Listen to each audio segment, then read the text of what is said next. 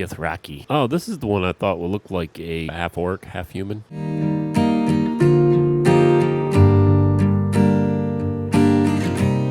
All right, we are taking a look at Baldur's Gate 3, the character creation screen. Just going to take a quick look at it. This is early access, so we're just going to drop a quick video here kind of looking at all of the different races and some of the appearance, origins, so on and so forth. So first off, we're looking at the elf class. The elf class, all right, with high elf, you can see you have the same race features. They'll both have these. The high elf and the wood elf both have the same race features.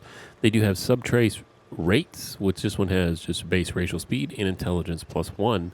If you go to the wood elf, has the same racial features, but it has Mask of the Wild and a wisdom +1. So the high elf's a little smarter than the wood elf. The wood elf's a little wiser than the sub elf. Of course, you have the females. You have the males. Is that tiefling? Tiefling male, female. You have the Asmodeus tiefling. Bound to Gnosis, the deepest layer of hells, these are tieflings inherently the ability to wield fire and darkness from the arch-evil Asmodeus infernal bloodlines. Looks like they have intelligence and charisma. The Mephisto, descending from the archdevil Mephisto, these tieflings are gifted with a particular affinity for arcane magic. And the Zariel tiefling, tieflings from Zariel bloodline are empowered with martial strength and can channel searing flame to punish their enemies. It looks like the Asmodeus tieflings and the Mephisto tieflings both have intelligence and charisma, and the last one has strength and charisma. So this is looking more like a fighter version here of this tiefling. The Drow, male, female, Lolith, sworn Drow, raised by Lolith's culture in the city of the Mesopotamia. These Drow embody the virtues of the corrupt and merciless goddess. Lolith marks her followers with bright red eyes, so the Underdark will learn to fear them on sight. And the Seldarin Drow.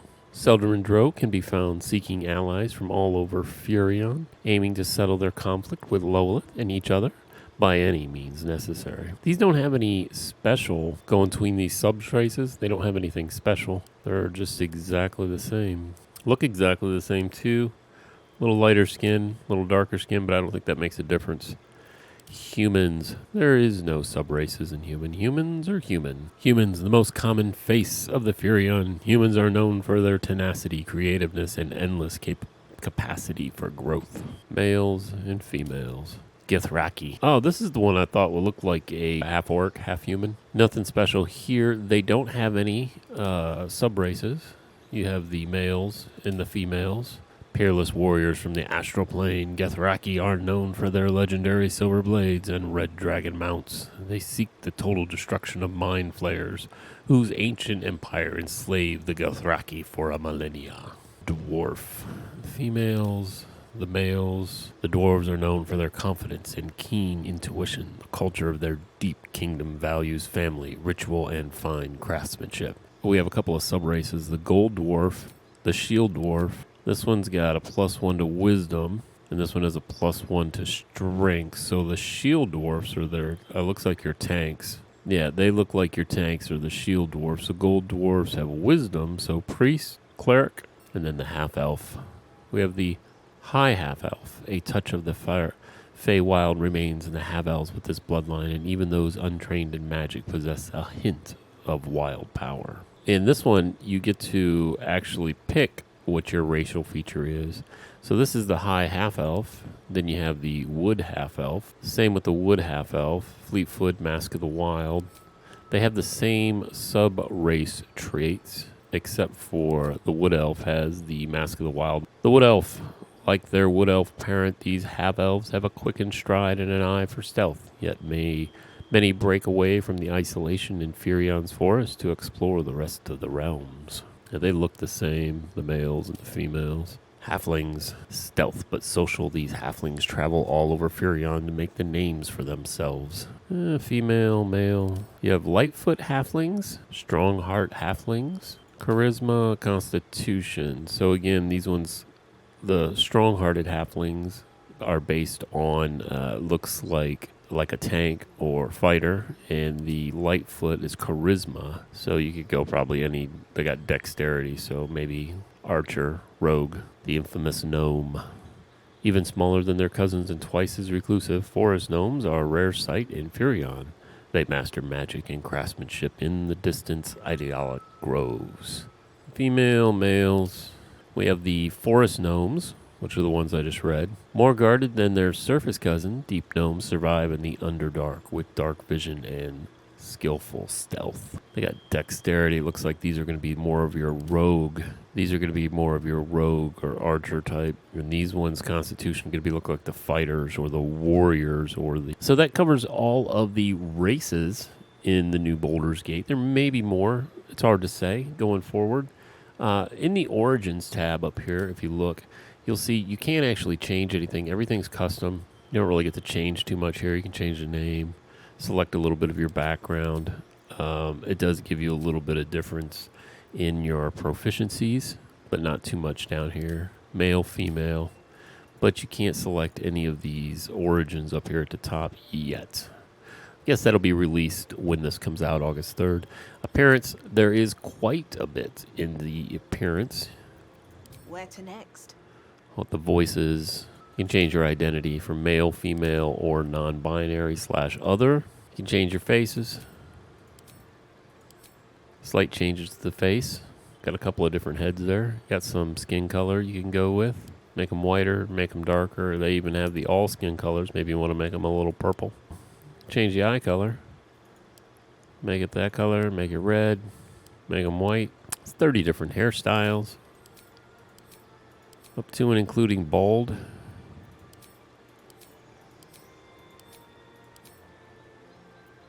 Give them a beard if you want. Maybe you want them to be a bearded lady.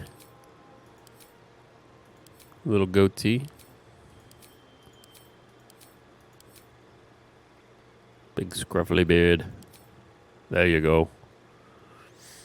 Change the hair color. Oh, you can also give them highlights.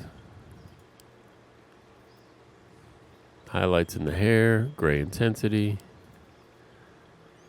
Oh, you can also give them tattoos. Looks like they're only on the face. Give them some makeup if you want.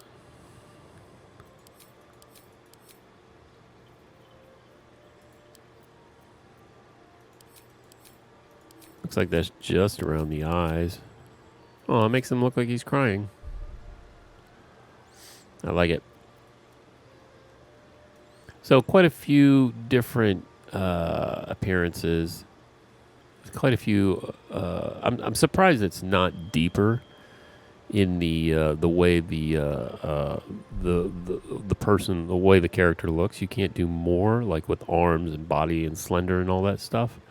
I get that would add a whole new complexity, but we can look and see after it comes out what it's going to look like. Here we are in the class selection. You can pick whether you want to be a barbarian. Barbarian is a strong embrace the wild that hides inside keen instincts, primal physicality, and most of all, an unbridled quench for rage. We got a bard. You know, music is more than fancy. It's power. Through study and adventure, you have mastered song, speech, and the magic within. Oh, you can pick what you start with: a violin, a lute, a lyre, a lute, a flute, or a hand drum. Oh, it actually goes on your back. Nice. Is a cleric. The clerics are representative of the gods that worship, wielding potential driving divine magic for good or ill. Oh, they got subclasses here with the clerics. Life domain is an aspect of many good deities, offering spells that protect and restore the mind, body, and soul. Wow, you can even pick your deity. Light domain. The light domain is offered by deities of justice, majesty, and primordial flame, providing spells that dispel darkness and harm the undead. Trickery domain. The domain shared by wicked, chaotic, and mischievous deities alike. Those who channel trickery specialize in deception and illusion magic. Next is the druid. Druids channel the elemental forces of nature and share deep kinship with the animals. Mastery of wild shape allows them to transform into beasts from all over the realms. Not a whole lot of customization other than the cantrips and the prepared spells. Fighter. You can figure out this. Fighters have mastered the art of combat, wielding weapons with unmatched skill and wearing armor like a second skin. Fighting style. Wow, you can pick archery, defense. I guess that's your tank. Dueling, 2 swords, I'm guessing. Yep. Great weapons. 2-handed weapons, I'm guessing. Protection. Have a shield. Defense is different than protection.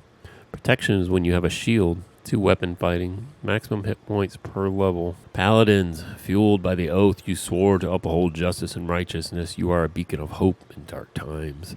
Subclass. Oath of the Ancients. You fight on the side of light in the cosmic struggle against the darkness to preserve the sanctity of life and the beauty of nature. Oath of Devotion. Following the ideal of the knight in shining armor, you act with honor and virtue to protect the weak and pursue the greater good. So you only have the 2 subclasses. The 2 subclasses are Oath of Devotion, Oath of the Ancients. I don't think they really change anything of who your, I'm guessing, deity is. Ranger. Rangers are unrivaled scouts and trackers honing in deep connection with the nature of order to hunt their favorite prey. And this is where you can pick what kind of ranger you want to be: a bounty hunter, keeper of the veil, mage breaker, night ranger, or sanctified stalker. And then you pick like one of your other natural explorer stuff down here. You can only have one. It basically gives you a little bit of a bonus, like Wasteland Wanderer cold. You only take half damage from the cold. Fire, poison the same. Rogue, while stealth, skill, and uncanny reflexes, rogue's versatility lets them get the upper hand in almost any situation. Then you got the sorcerer. Are natural spellcasters drawing on inherent magic from the gift of or bloodline. You got wild magic and demonic magic. Wild magic, your powers come from ancient forces of chaos. They churn within you, wanting to burst free at any time. Draconic bloodline, your veins carry draconic magic, the results of a powerful dragon ancestor. Oh, looks like you got some picks down here for the dragon ancestry, and you can change your appearance in scales. Wow, they have a really huge customization for... They don't have that for the wild magic, only the draconic. And I guess your dragon ancestry, if you pick gold or fire, then what happens is fire is more powerful. You become more powerful in fire damage. Warlock, bound by a pact to an all-powerful patron. Warlocks trade their loyalty for supernatural abilities and unique magic. And there are subclasses. There are 2. The Fiend. Warlocks in service to fiends work towards corrupting destructive ends, intentionally or otherwise, and receive hellish blessings in turn. The Great Old One. Warlocks bound to eldritch beings in the far realms work towards inscrutable goals, gaining strange powers over entropy and mind. Other than that, there ain't really much to these guys. Wizards master the arcane by specializing in individual schools of magic, combining ancient spells with modern research. Nope, nothing here except for your customization on your spells, cantrips, and prepared spells. Skills, you have a couple of skills proficiency here: arcane, history, insight, investigation, medicine, religion. So these may change a little bit based on your class. And abilities, these are the points that you can assign where you want to put your points or whatnot based on if you're a rogue ranger, based on your class. So obviously if you're a ranger and you want dexterity, you're going to put all your points into dexterity. But these also are for your rolls, your saving throws, and stuff like that. So choose wisely. And that basically runs us through the classes of the early access, all the abilities, all the appearance, all the races, and the origins. Thanks for watching, and come back and see us.